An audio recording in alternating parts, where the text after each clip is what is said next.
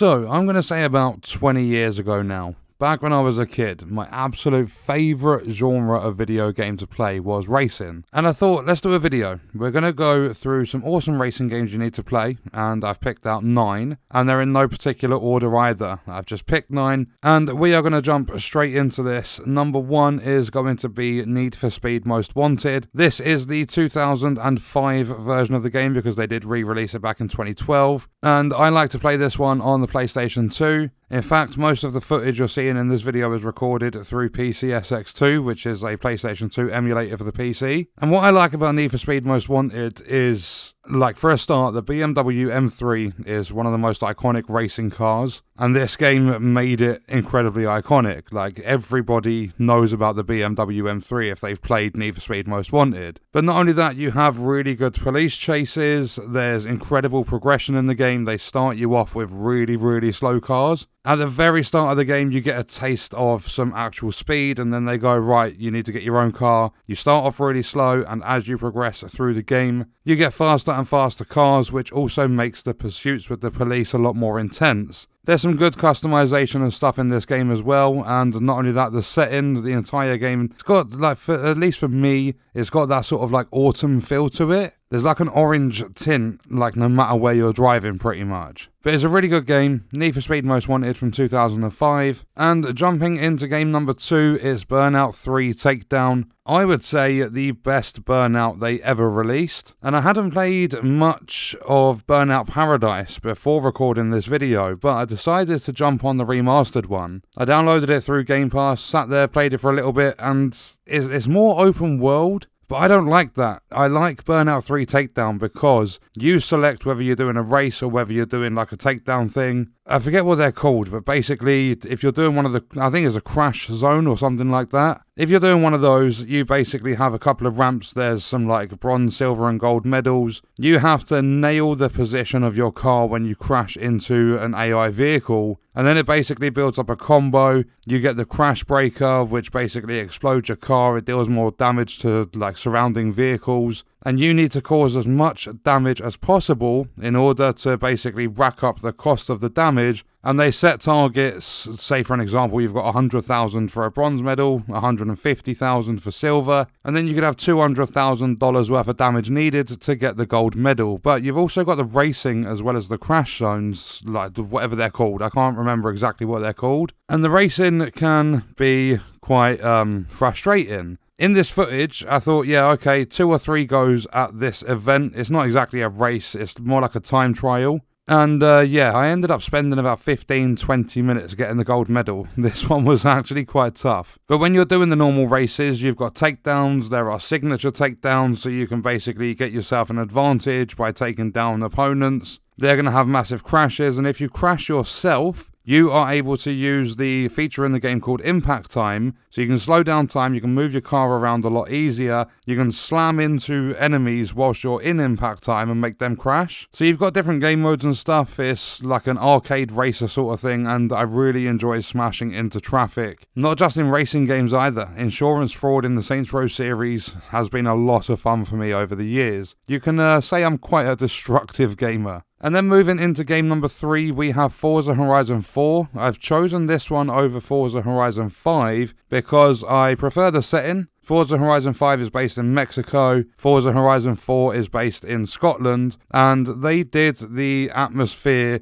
all of the scenery and everything. It was fantastic in Horizon 4. You went through the different seasons, you would get snow and stuff in the winter seasons. And one of my favourite things to do in Forza Horizon games, especially number 4, was to discover every single road in the game, doing the wheel spins to get yourself money and cars. And not only that, in Horizon 4, you were able to buy different properties. You have the Goliath race, which is basically a race around the outside of the entire map. And then in Horizon 4, even though it frustrated me a lot, they had something called the Eliminator, which is kind of like a battle royale. You start off in what they class as a tier 1 car. You either go and find a higher tier car or you race against someone that may have like a car that's 1 or 2 tiers above yours. If you beat them, you get to take their car, and then basically it's last man standing. But there was lots and lots of stuff to do in Forza Horizon 4. It played really well. And it also looked really good at the same time, so that's exactly why that is in this list of 9 awesome racing games you need to play. Then on to number 4, we have Midnight Club 3 Dub Edition. And this one on the PlayStation 2, I absolutely love it. One of my favourite features about this game is the fact that you can hold down L1 and you can tilt to the side and you can pop your car up onto 2 wheels. If you are in the middle of a race and you are in heavy traffic, using that is going to give you a massive advantage, providing you can control it, because it can be a little bit difficult at times. But on top of that, you've got a lot of customization in this game, including the ability to add neon to your car, and then underneath your car with the neon, you can set a kind of like a level system to flash in. So you can have your neon be a solid colour, or you can set it to, let's say, level 1 flashing. It kind of flashes really slowly. And it goes up to level 5 where it's basically like a strobe effect. Like, it's really, really like, bad on the eyes as you get older. But there's a lot of customization. The game's really, really fun. And I love the fact that you can get up on 2 wheels. And then moving on to racing game at number 5, we have Driven to Destruction, which actually has a different name in America. It's called, I think it's Test Drive Eve of Destruction.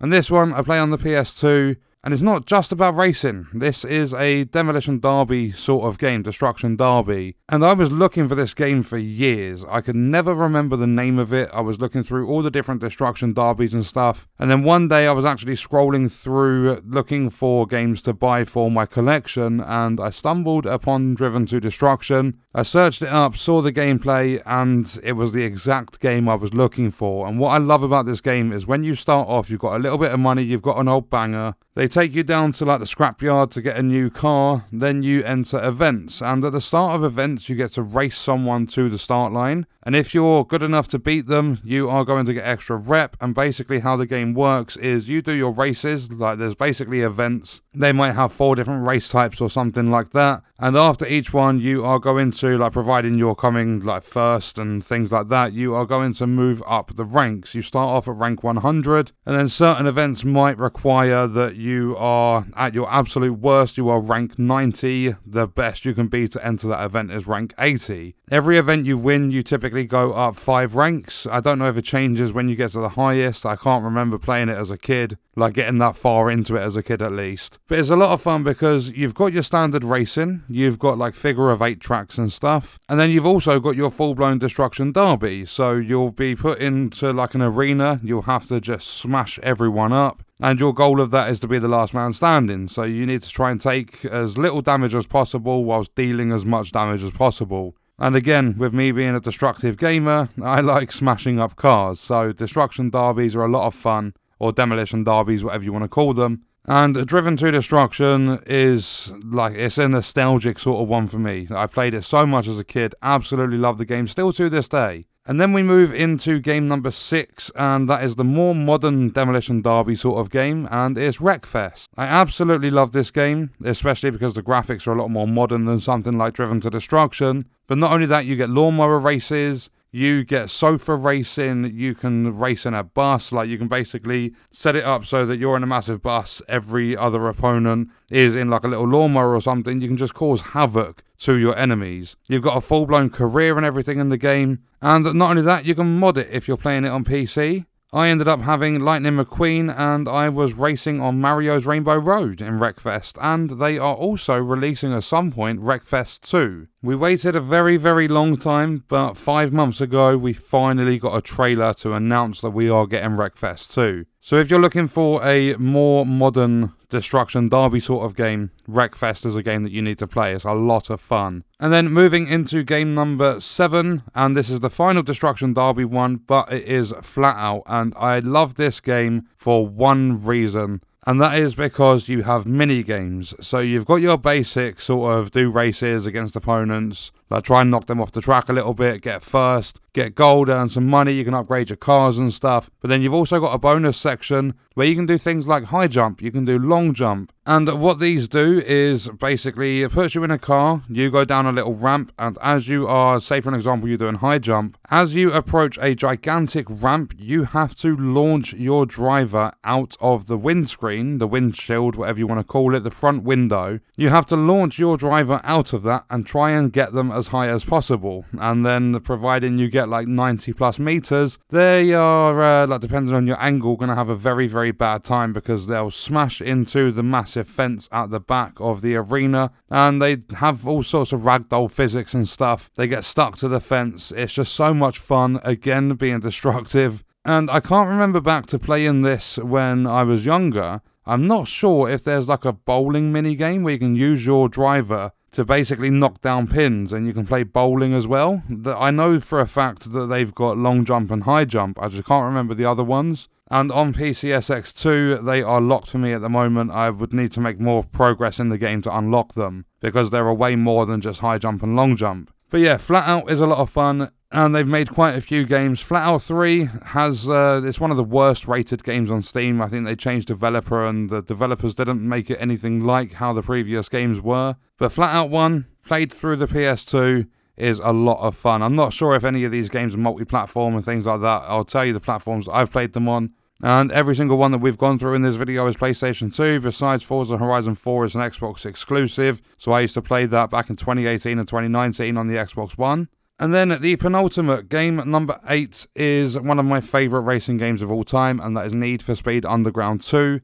Again, I used to play this on the PlayStation 2, and the reasons I like this game are because it's your racing. You've got drifting events, you've got drag racing, and the drag racing is probably some of the best I've played. You basically just have to shift up and down. You don't have to control your car. You simply just flick your analog stick to change lane to avoid some of the obstacles like traffic. Sometimes they'll put you in a train yard. You have to dodge trains, and you get different sponsors that you like. You basically get to pick your sponsor. You could have one that says, right, you need to complete 3 circuit races. You need to complete 3 drag races. There's a mixture of different races, and you're going to get extra money and stuff. You build up your money. You customize your cars. You make them faster. You buy new cars, and this game has some of the best customization across any racing game I've ever played. You can have your spinners on your rims, you can have massive spoilers, you can change so much stuff, and this is a game where you can actually change the audio in terms of being able to switch out your like speaker or stereo system in your car. So you pop open the trunk of your car and you can see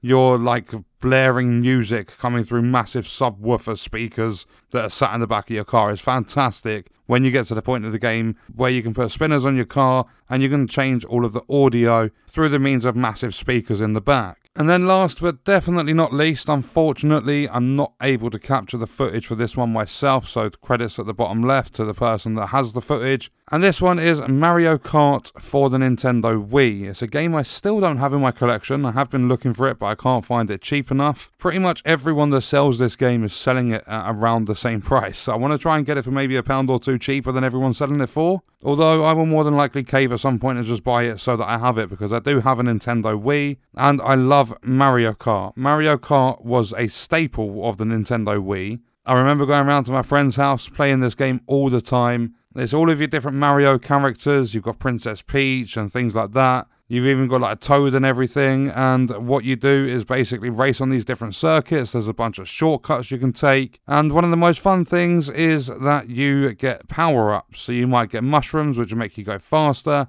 And yeah, if you're like me and you're stuck at the back of the pack, you can get Bullet Bill and basically zoom through everything. So yeah, the last game on the list is Mario Kart for the Nintendo Wii. They've made a bunch of different versions of this game. I think the last one I heard of was like Mario Kart 8 on the Nintendo Switch or something like that. I don't know if they made any more since. But they have a bunch of different Mario Karts, and my recommendation is Mario Kart for the Wii. If you've never played it, go and play it. It's definitely worth it. You're going to have hours and hours of fun just basically destroying your opponents, racing the different tracks. There's a lot of variety in the tracks and stuff. And not only that, I'm a little bit biased because I am a massive, massive fan of Mario. So yeah, that was 9 awesome racing games that I believe you need to play. And what we are going to do is leave that video there. Let me know your thoughts and stuff about some of your favourite racing games and everything in the comments. And I will see you guys in the next one. I hope you enjoyed it. Thank you for watching.